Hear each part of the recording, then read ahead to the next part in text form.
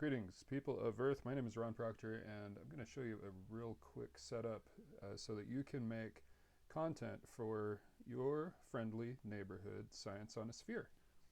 So we're going to do that with Blender, and we're going to do that in a way that does not mess with your default settings, but we're going to set it up so you have a default place for your science on a sphere setup. I've already done this in another tutorial with my full dome setup because I also make stuff for planetariums. But we're going to make a new scene for your science on a sphere setup now. So we'll start with our defaults. Here we are in the default area, or the default settings. I'm going to click on this guy up here. Let me zoom in. And we can click on this, and we can go to new. Actually, we'll do full. Yeah, we'll just do new, actually. Actually, just do new. And that leaves us with a totally blank scene. We need to now set up our scene for rendering science on a sphere. We're going to start by adding a camera. So we're going to go to Add Camera. That camera comes in kind of off kilter. So just to orient things, we're going to go to the camera's object properties, and we're going to fix the rotations. And I actually like it to point out along the y-axis, so let's see if I rotate in the x direction. Oops, just 90, not minus 90. There we go. So I like that. Now let's get it set up for rendering in Cycles. The reason we're going to use Cycles is because Cycles has a native camera that can render in the Science on a Sphere format, which is equirectangular. CPU or GPU, depending on your setup. We're going to scroll on down here. I am going to go kind of cheap with my noise threshold. In my preview, I make that 1, and then down here in render, I make it 0.1, because we're dealing with really, I think the way this works is we're dealing with really high angular sizes, and so noise becomes less of a problem, at least the way that I've been working. I also turn off denoise because I don't need it most of the time, because of the way I set up the rest of the settings. Let's see, I do like path guiding. That helps the render be more efficient, I think. Light paths. This is the main place where you're going to control how fast your render gets done. And I will start with like direct light, which reduces those numbers. So the lower those numbers are, the faster the render goes. And direct light is a pretty okay place to start for the kind of work I normally am doing on the sphere. Let's see, volumes, curves, motion blur is here if you want it. Under film, you can turn on transparent if you want to render like a ping and have like a transparent background. This is where you would activate transparency. And then in the next section is where you actually tell it you want your output stuff, your ping with alpha channel. Under performance, I use persistent data normally, unless I have a reason not to.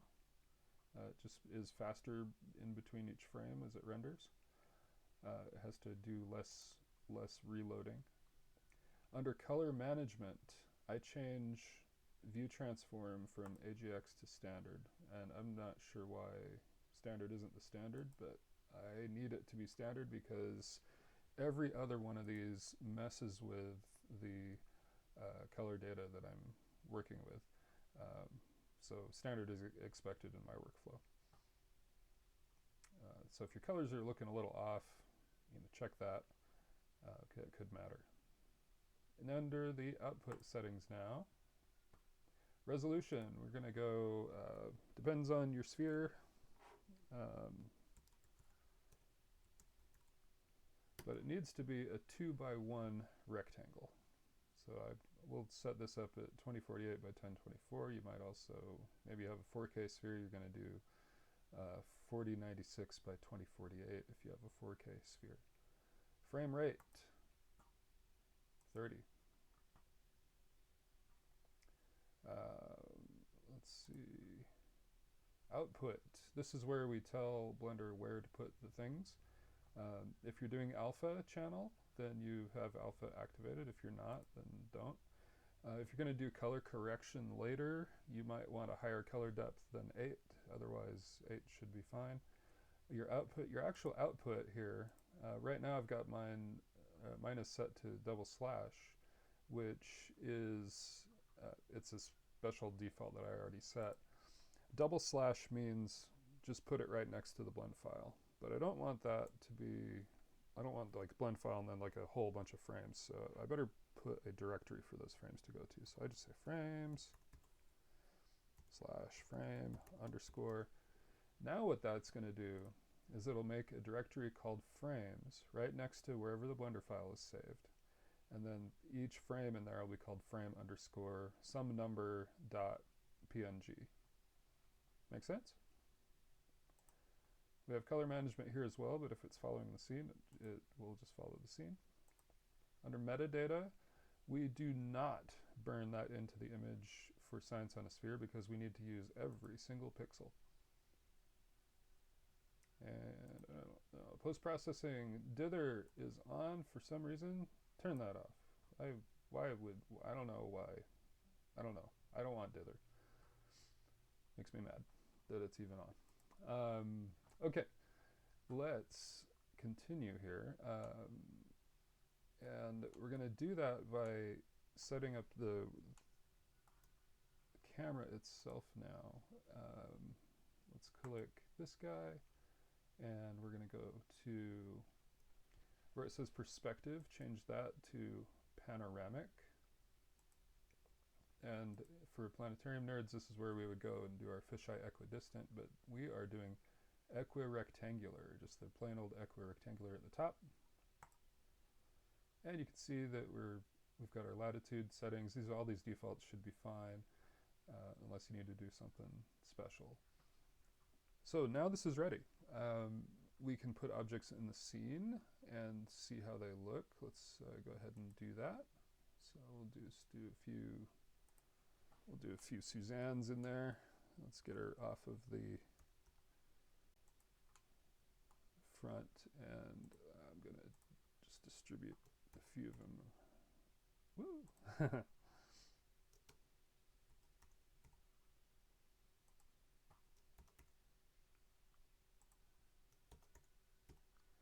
So I'm just rotating about the center point there, which is what I did up there.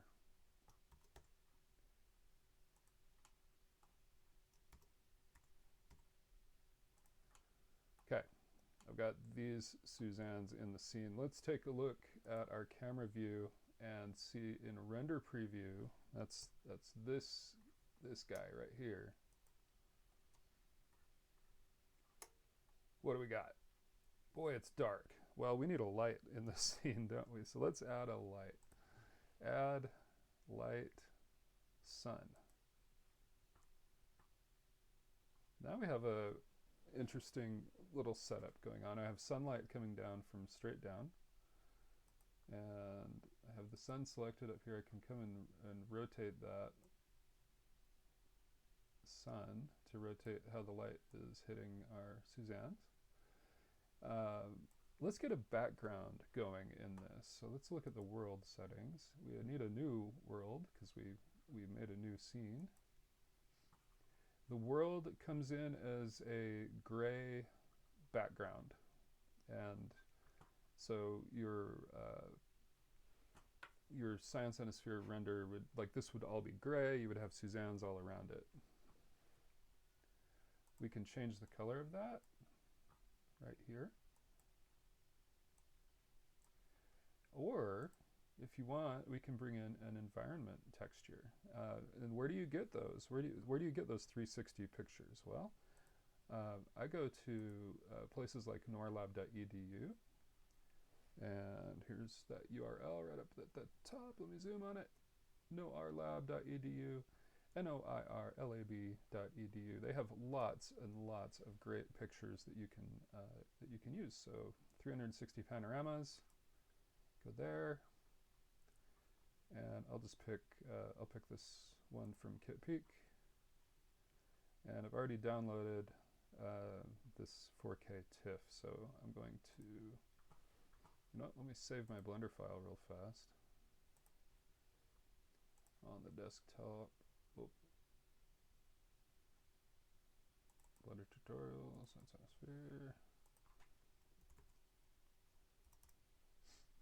So now that that's saved, I can go here to environment texture, and then when I click open, it opens it right in the directory that the Blender file was saved in, which is handy because that's where I also have this picture. And so I'm going to open that.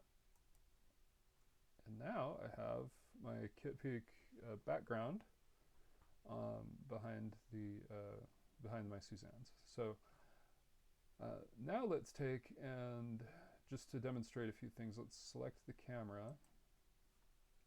And I want to show you a little trick in Blender is this lock.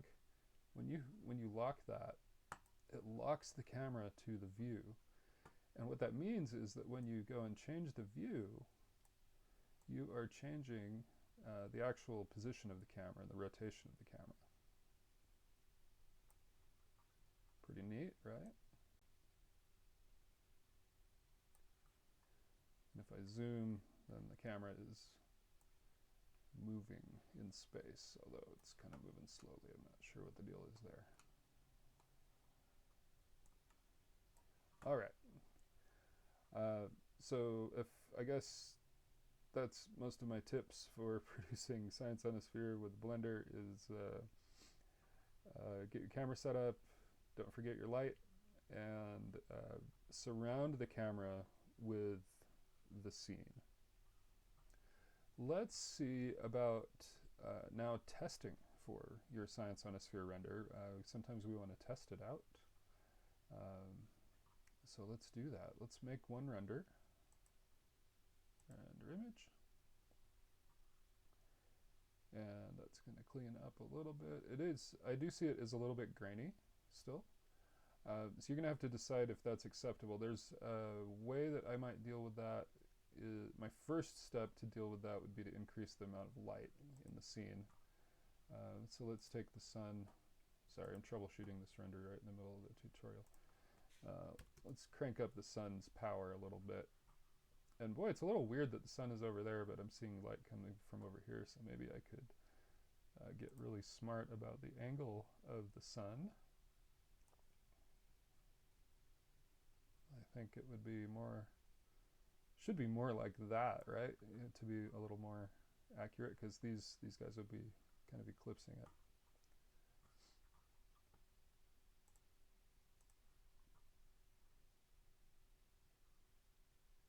All right, that's pretty good. So I rendered an image. Let's save that image. Oops, once it's done. Okay, now it's done. Only took 11 seconds on my little M1 Mac Mini. We're going to save. We'll call it test.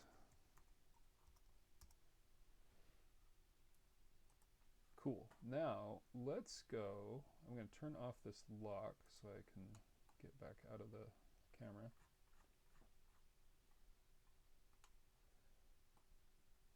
And let's make actually let's call that the SOS scene. We like that.